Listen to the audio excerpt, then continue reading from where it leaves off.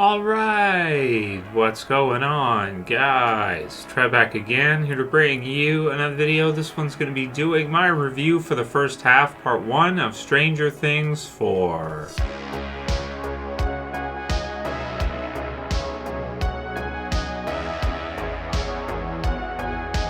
Alright dudes, so I wanted to go ahead and finish off my reviews for Stranger Things 4, Part 1, the first half of Season 4. I guess the wiki for episode guide just has the second half listed as episode 8 and 9, so Chapter 8 and Chapter 9. I'm not sure if that's all the episodes they're doing for Stranger Things 4, or if there's going to be, more episodes than that for the fourth season, because some of these are kind of extended episodes, and some of them feel very like, climactic as far as what's in them. Chapter 7 I've seen now, so what I did with this half was after it hit, I reviewed like the premiere, Hellfire Club, and maybe episode 3 and 4, which I feel like the best episodes in this half of Stranger Things 4 so far are probably episodes 4 and episode 7. Chapter 7, The Massacre at Hawkins Lab. Very fun episode, kind of an amazing twist, and this review will contain spoilers for it. So if you haven't seen, all of Part 4, Season 1 yet, spoilers for that. So I was very impressed with Season 4 so far of Stranger Things.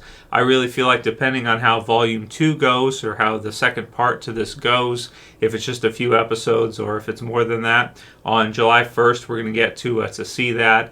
Either way, I really feel like what they've done so far in this season is really incredible. I think already that Season 4 is one of the best seasons of Stranger Things they've ever done. I think that this season is actually, I think it's done better than the prior seasons. I think that if you look at the ending of Episode 6, for example, where you have Steve and the others, where he gets kind of brought down, and then it kind of finishes off. You get some kind of like episode cliffhangers here and some kind of epic episodes. Also, you have quite a few characters being killed off by the Vecna in this part for Stranger Things 4, where I feel like the sense of danger is higher than in prior seasons. He seems like a better villain, I think, than any of the prior villains in Stranger Things. I think he's a better villain than the Demogorgon, for example, and I like the way they kind of use the level up idea in this one, as I'll call it. And the level up idea is kind of like, you have certain villains throughout a series. Dragon Ball, for example, would be a good example. You have certain villains at the beginning, and then as you get through further, those villains kind of become much weaker than the threats that you face later on. So in this one, we see a Demogorgon, and he's like a sub in episode 7 in Russia. And he's like a sub-villain. It's still very dangerous and very shocking and everything like that, but compared to the Season 4 villain, compared to 1, or compared to Henry, or the Vecna, which is the main villain for Stranger Things 4, the Demogorgon, which is like your Season 1 big bad, doesn't seem so bad anymore. So you have kind of the level up concept where your villains are getting more and more powerful in Stranger Things. And this one, so much so that they tie it back in so nicely to Eleven's origin in the series. So this season they've been showing a scene where it appears like Eleven has massacred a bunch of the students at the lab. And we end up finding out in spoilers, like I said, episode 7, chapter 7, that actually it wasn't her who did it. It was actually, his name is Henry, who is 1. So you have 11, who is number 11, right? Jane, and then you have 1 who was before her, who was the first. So you have 1 up to 11 different ones. So all the others are massacred, and the only ones that survive are 1. And, well, he kind of does, as the Vecna, and then 11. So you have the 2 of them that survive, and you have an awesome, I want to call it like an origin a villain origin story for him, in that he ties back into Eleven's story directly, and kind of maybe when the Upside Down is kind of like created in this one, maybe, where you have it to where 11 kind of pushes one through some kind of dimensional portal here into the Upside Down, and he basically stays there, gets hit by a bunch of lightning bolts and fried a bunch, and then turns into the Vecna basically, and then we see him back this season. So it's an awesome villain origin for Henry, or for Vecna, and I think he's the best villain that Stranger Things has had so far. They've had some other pretty good ones too, like Mind Flayer, and they had the some of like the dogs and stuff like that. Some cool different ones like this. But I feel like this one is much better as a series villain, as like a standout villain. I think he's the best villain in the series, and I like the way they use the Demogorgon, where he's become like, the Demogorgon has just become like a monster, where, yes, very scary and formidable and everything, but just like this thing over here that's no big deal in comparison, right?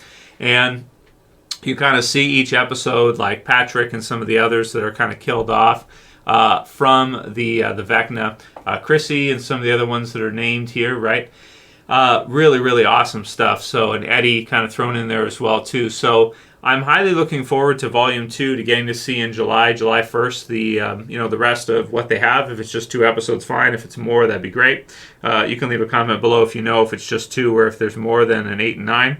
But if there isn't, I mean, it's still an incredible season, and definitely one that's fun to maybe to watch back, but also one that seems a bit darker to me than the prior seasons. Like, they did a better job this season with Stranger Things of incorporating horror, incorporating in kind of some darker themes, character deaths in such a way, and to where they had the one scene with Steve where the episode, I think, ends off, or pretty much does, where it looks like Steve is kind of pulled in, and you've got those flying creature things with the tail things that look like they were kind of going to devour him. So very, very cool stuff indeed. And I also want to say, the guy who plays the Vecna, which is Jamie Campbell Bower, he is incredible as a villain in this one. I really want to say, earlier on in the season, I thought he was like an annoying assistant type of character, but after you get to see episode 7, you get to see his transformation,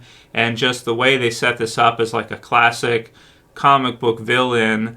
It really feels like, to me, for if you're going to say that 11 is like the main character of Stranger Things, or if you have one character who stands out, maybe 11 is the forefront character for Stranger Things.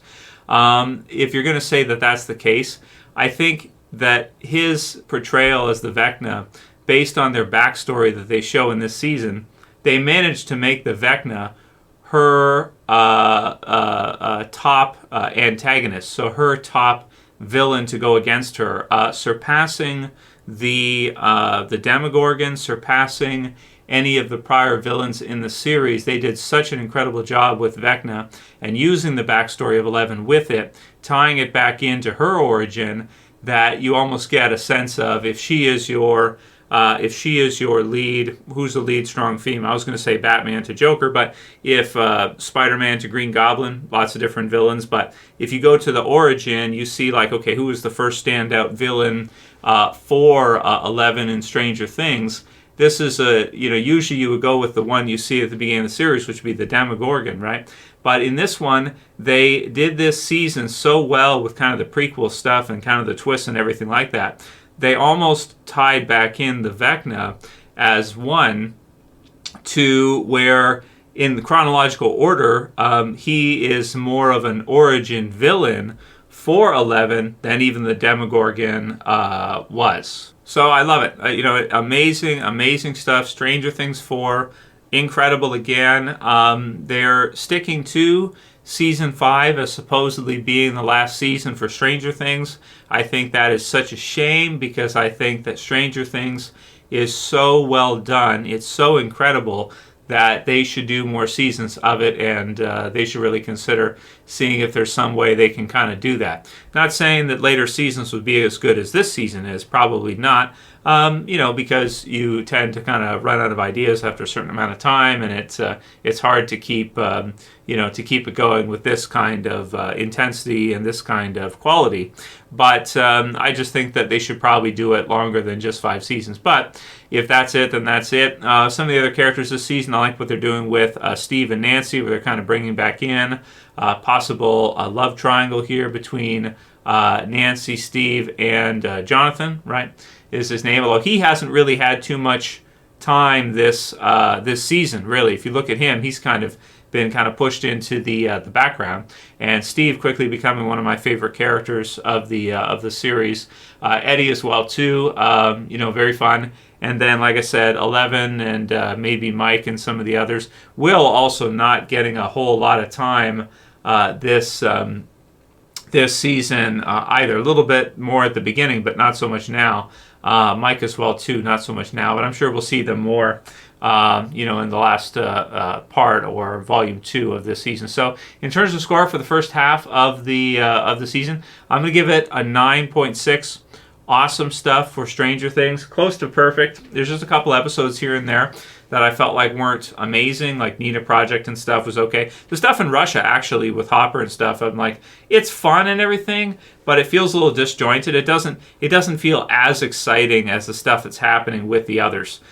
So it's fun with Yuri and all the others, but and Murray and all that. So it's fun. The stuff in Russia, it's good. It's humorous and all that stuff. It's funny, but it's not as compelling for me as the stuff that's happening in is it Hawkins is where they still are? I think so, most of the time, not always, unless they're visiting Susie or something.